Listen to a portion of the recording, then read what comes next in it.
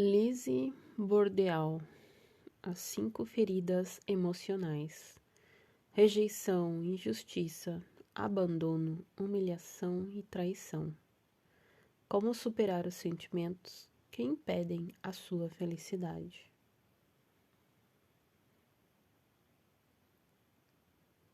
Capítulo 1: Criação das feridas e das máscaras. Quando uma criança nasce, ela sabe que a razão de estar encarnado é ser ela mesma. Sua alma escolhe precisamente a família e o ambiente em que vai nascer. Todos nós temos a mesma missão neste planeta: viver experiências até conseguir aceitá-las e nos amar através delas. Se uma experiência é vivida na não aceitação, ou seja, em meio a julgamento, culpa, medo, remorso ou algo assim, a pessoa atrai para si, de modo constante, circunstâncias e indivíduos que a fazem reviver essa experiência. Alguns não apenas vivenciam o mesmo tipo de acontecimento várias vezes ao longo da vida, como podem reencarnar uma ou mais vezes a fim de aceitá-lo completamente. Aceitar uma experiência não significa concordar com ela. Trata-se, na verdade, de nos conceder o direito de experimentar e aprender. Devemos, sobretudo, aprender a reconhecer o que nos é benéfico e o que não é. O único meio de conseguir isso é tornando-nos conscientes dos efeitos de tal experiência. Tudo o que decidimos ou não, fazemos ou não, falamos ou não, e até mesmo o que pensamos e sentimos acarreta consequências. Quando uma pessoa se dá conta das consequências danosas provocadas por determinada experiência, ela deve, em vez de recriminar ou querer mal ao seu semelhante, aprender a aceitar ter escolhido, ainda que inconscientemente, viver aquilo e perceber que não era algo bom para si. É assim que vivemos uma experiência na aceitação, mas é preciso salientar que mesmo quando você diz "não quero mais viver isso", tudo pode voltar a acontecer. Dê-se o direito de repetir várias vezes o mesmo erro ou de reviver um fato desagradável antes de conseguir reunir a vontade e a coragem necessárias para se transformar. Por que não compreendemos as coisas logo de cara?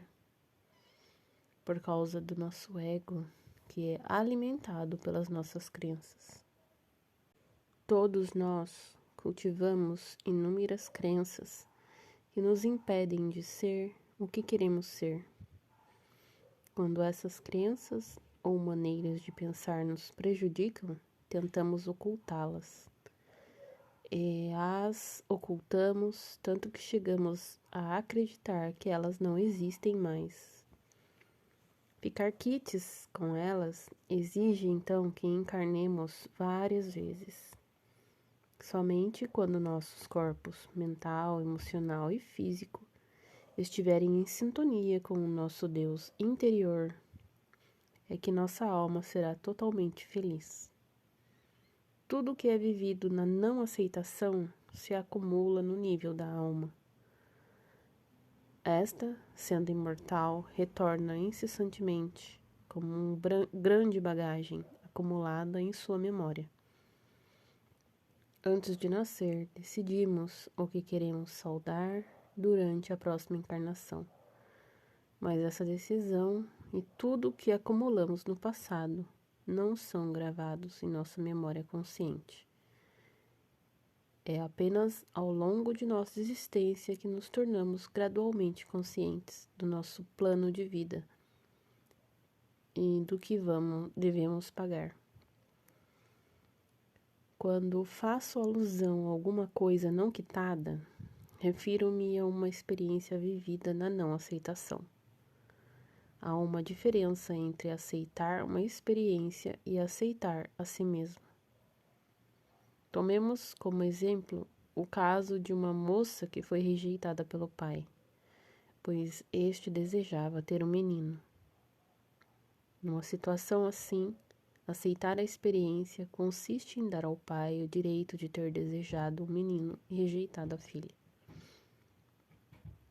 E para essa moça, a aceitação de si consiste em dar-se o direito de ter odiado o pai e em perdoar-se por tê-lo odiado. Não deve existir nenhum julgamento com relação ao pai e a ela própria, apenas compaixão e compreensão pelo sofrimento de cada um deles. Ela saberá que a experiência foi resolvida quando se permitir fazer ou dizer alguma coisa que faça o outro vivenciar uma rejeição. Outra maneira dela saber que a situação foi realmente quitada, é plenamente aceita, é perceber que a pessoa que ela tiver rejeitado não irá lhe querer mal, pois sabe que ser rejeitado por alguém em determinados momentos da vida é algo que acontece com todo mundo. Não se deixe levar pelo ego, que costuma tentar, por todos os meios, nos fazer crer que resolvemos uma situação. Muitas vezes pensamos, ora, compreendo que o outro tenha agido assim, apenas para não precisarmos olhar para nós mesmos e nos perdoar. Nosso ego, desta forma, tenta encontrar uma maneira furtiva de esquivar-se de situações desagradáveis. Às vezes aceitamos uma situação ou uma pessoa sem termos nos perdoado ou nos permitido odiá-la. Isso se chama aceitar tão somente a experiência. Repito, é importante fazer a diferença entre a aceitação da experiência e a aceitação de si. Essa última é difícil de realizar, pois nosso ego recusa-se a admitir que todas as experiências penosas que vivemos têm como objetivo nos mostrar que agimos da mesma maneira com nossos semelhantes. Já reparou que quando você acusa alguém de alguma coisa, esse mesmo alguém acusa você da mesma coisa? Daí a importância de aprender a se conhecer e a se aceitar. E é isso que nos possibilita vivenciar cada vez menos situações dolorosas. Só depende de você decidir tomar as rédeas e ser dono da sua vida, em vez de deixar seu ego controlá-la. Fazer face a face tudo isso, no entanto, exige uma boa dose de coragem, pois, inevitavelmente, tocamos em velhas feridas que podem doer muito, sobretudo se as arrastamos conosco há várias vidas. Quanto mais você sofre por causa de uma situação ou de uma pessoa específica, mais antigo é o problema. Para ajudá-lo, você pode contar com seu Deus interior, que é onisciente, ele conhece tudo, onipresente, ele está em toda parte, e onipotente, ele é todo-poderoso. Essa força está sempre presente, agindo em você. Ela atua de maneira a guiá-lo para as pessoas e situações necessárias para que você cresça e evolua conforme o plano de vida escolhido antes do seu nascimento. Antes mesmo de você nascer, seu Deus interior atrai sua alma para o ambiente e a família de que você precisará em sua próxima vida. Essa atração magnética e esses objetivos são determinados, de um lado, pelo que você ainda não conseguiu viver no amor e na aceitação em suas vidas anteriores. De outro, pelo que seus futuros pais terão de resolver por intermédio de uma criança como você. É isso que explica porque pais e filhos geralmente têm as mesmas feridas para curar.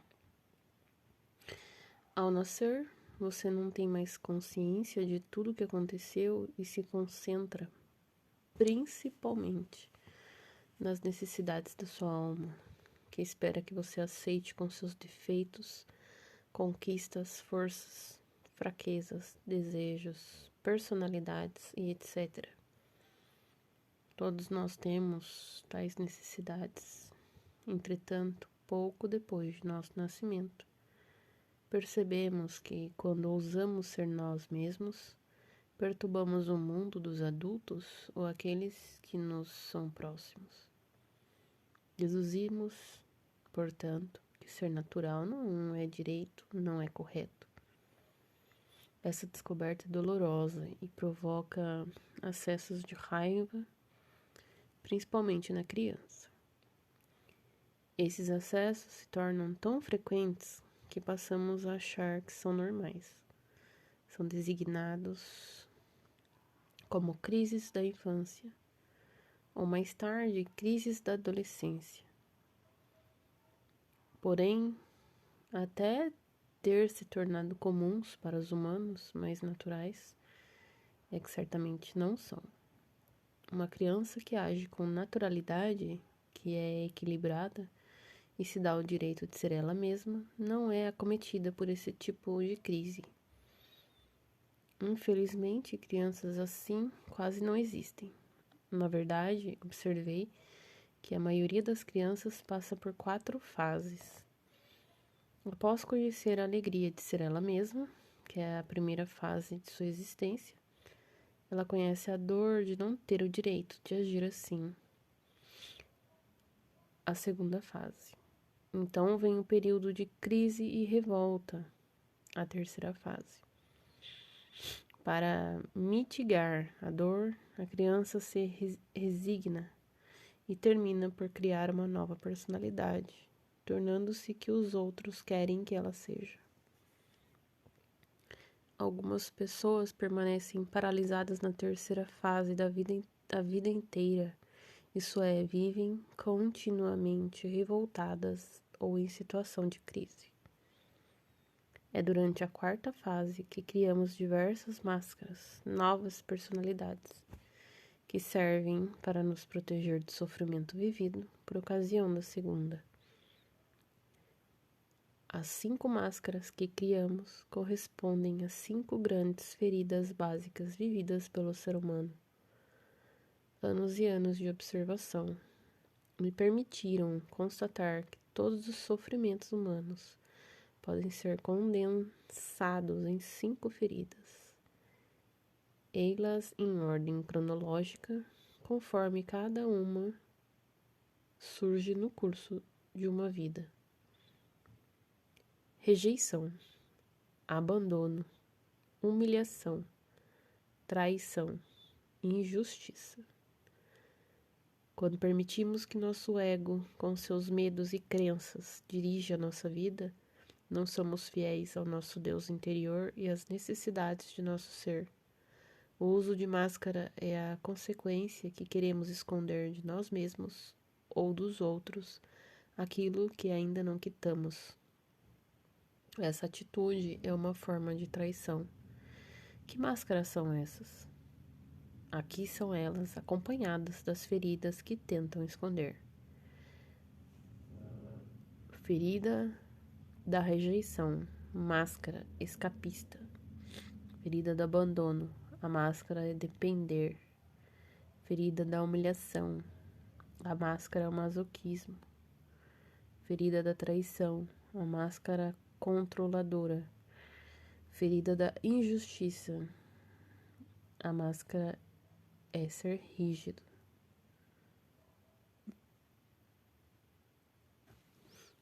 Eis uma metáfora que ilustra a maneira como uma ferida e a máscara correspondente estão ligadas. A ferida interior pode ser comparada a uma ferida física, como, por exemplo, um ferimento que você tem na mão há muito tempo, mas ignorou e não tratou, preferindo usar uma luva para não vê-lo. Essa luva equivale à máscara. Você acreditou que assim poderia fingir não estar ferido. Acha realmente que é a solução? Claro que não. Todos nós sabemos disso, mas o ego não sabe. Essa é uma das maneiras a que ele recorre para nos pregar uma peça. Voltemos ao exemplo do ferimento. Digamos que essa lesão doa muito quando tocam em sua mão, mesmo ela estando protegida por uma luva. Bem, quando alguém segura sua mão com amor e você grita: "Ai, está me machucando." Pode imaginar a surpresa do outro? Ele realmente quis machucar? Não, pois afinal, se você sofre com esse toque, é porque decidiu não tratar a ferida. A outra pessoa não tem culpa de sua dor. É assim com todas as feridas emocionais. São muitas as ocasiões em que nos julgamos rejeitados, abandonados, traídos, humilhados ou tratados de forma injusta. Na realidade, todas as vezes que nos sentimos feridos, nosso ego grita que outro indivíduo deve ser recriminado. Sempre procuramos culpar alguém pela nossa dor.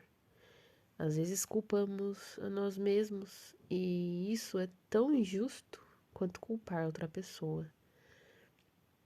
Na vida não existem pessoas culpadas, apenas pessoas sofredoras.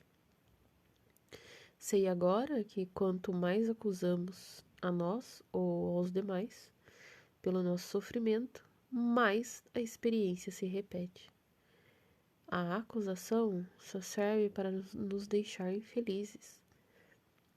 Porém, quando olhamos com compaixão aquele que sofre, os acontecimentos, as situações e as pessoas começam a se transformar.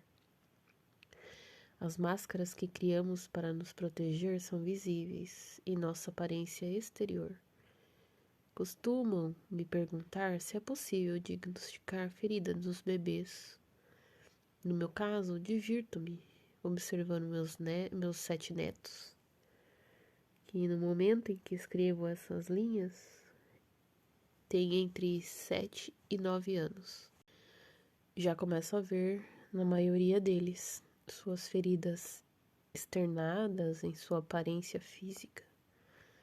Em contrapartida, em 2 de meus 3 filhos, pude observar que seu corpo de adulto manifesta feridas distintas das quais eu via quando eram crianças e adolescentes.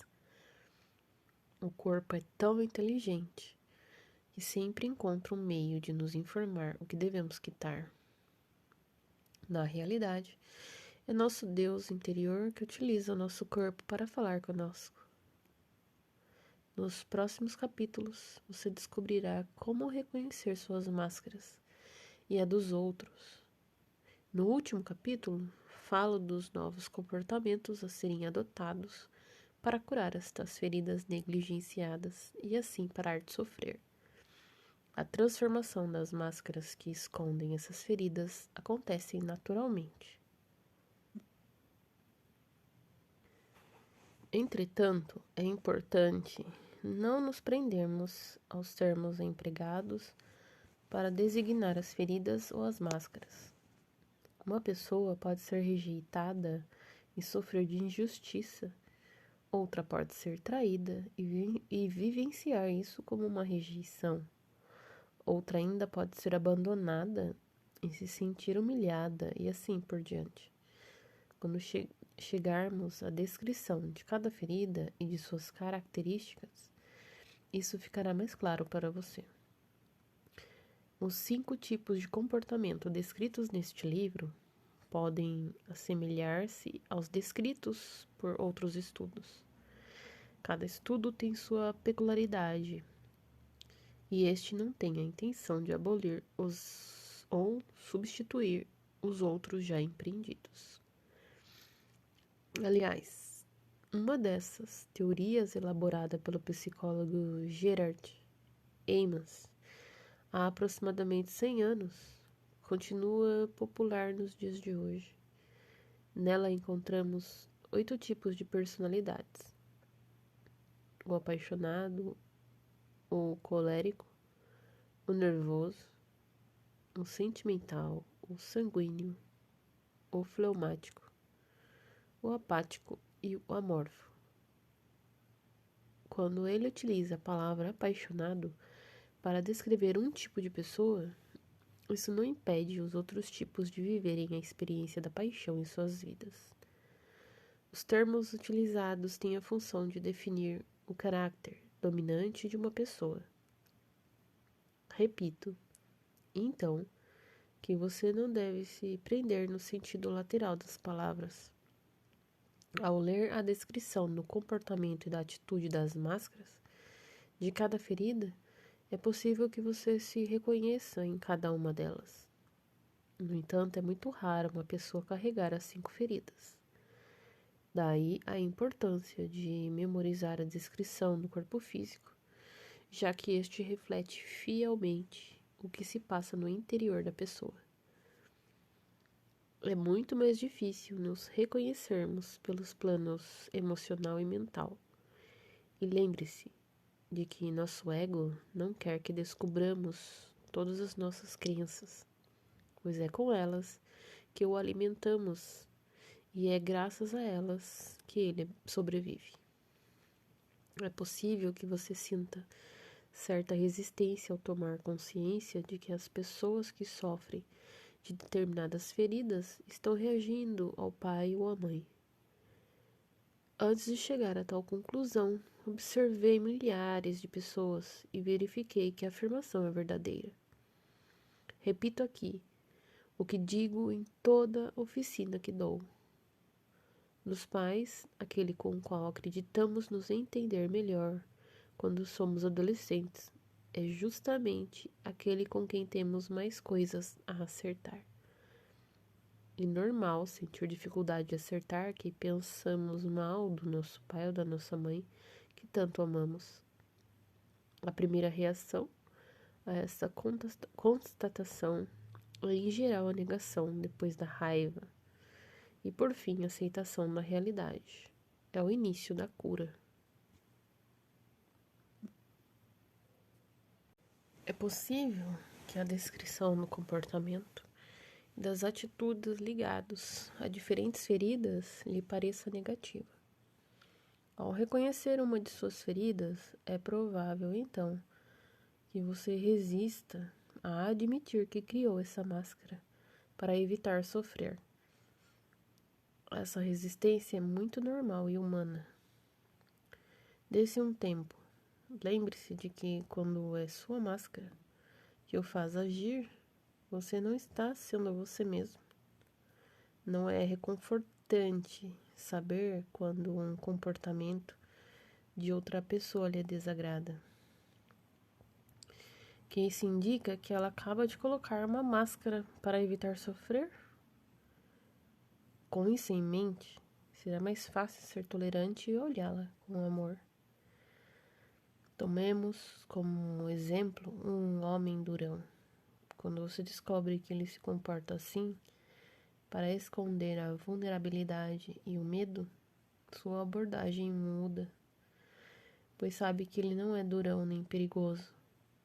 Você mantém a calma e pode inclusive observar suas qualidades em vez de temê-lo, em ver apenas seus defeitos.